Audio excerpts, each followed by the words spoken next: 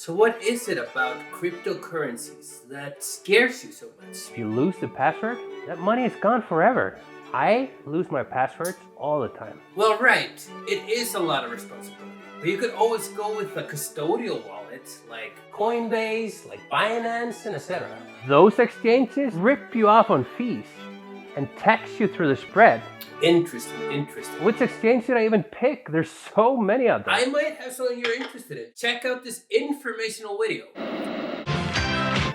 2021 has been an extremely bullish year for crypto.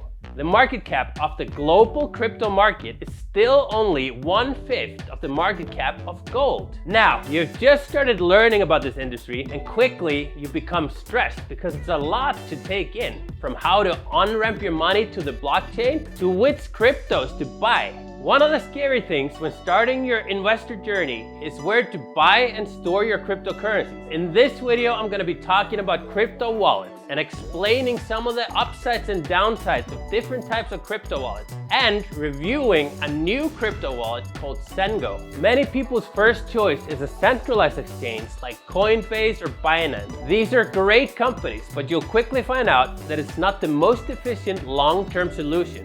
These exchanges have absorbent fees and you're not really in charge of your own crypto. There's a saying that gets thrown around, not your keys, not your crypto.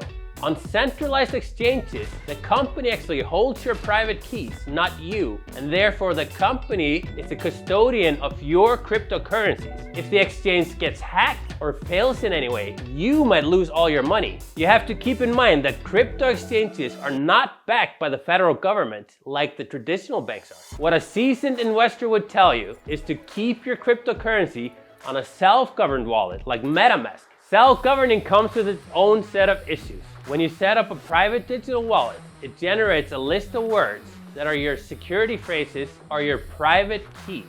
These words are only generated once and you are the only person that knows them.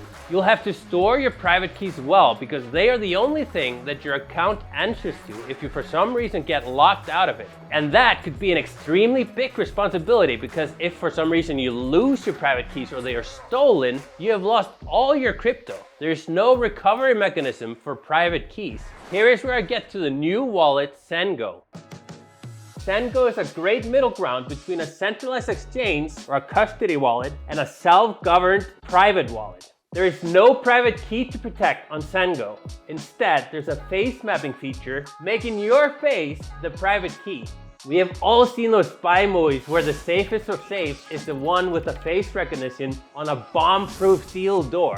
Well, ZenGo is kind of like that, but instead it's a digital safe for your digital gold. And your bio identity does not go into some big data bank centrally held by the company. Instead, it's saved on your Google Drive as an encrypted file. It's also backed up in a decentralized manner between many different computers. In case you lose the file, you could always retrieve it. This new type of cryptography is actually safer than the seed phrase private key that has been considered the safest alternative until now.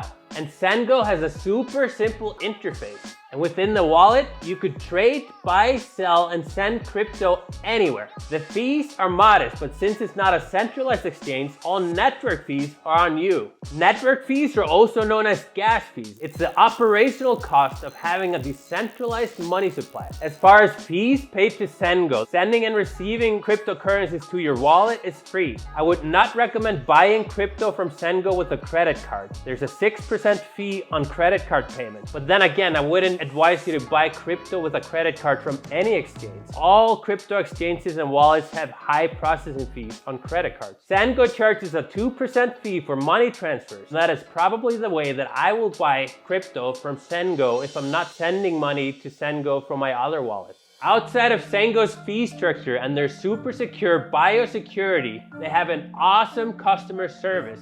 That alone is miles ahead of all other competition. Even the biggest centralized crypto exchanges have a horrible customer service, but ZenGo's customer service is fast and easy. Another great feature of the ZenGo wallet is that you could stake your crypto. That's a great thing to do if you're holding your crypto for the long term. In that case, your wallet acts like a high-yield savings account. You could get a whopping 5% annual yield on your Bitcoin just by storing it in the wallet. At the same time, ZenGo never locks up any of your crypto. Even if you're staking it, you could always take it out, sell it, trade it, do whatever you like. I am personally trying out a ZenGo wallet right now because I like their interface, I love their customer service, and I'm super interested in their biosecurity feature. You should definitely do your own research and find out what type of wallet is best for you. But I recommend you take a look at the ZenGo wallet because I am pretty impressed so far, and I think you would be too. Thank you so much for watching this video. I'll see you on the next one.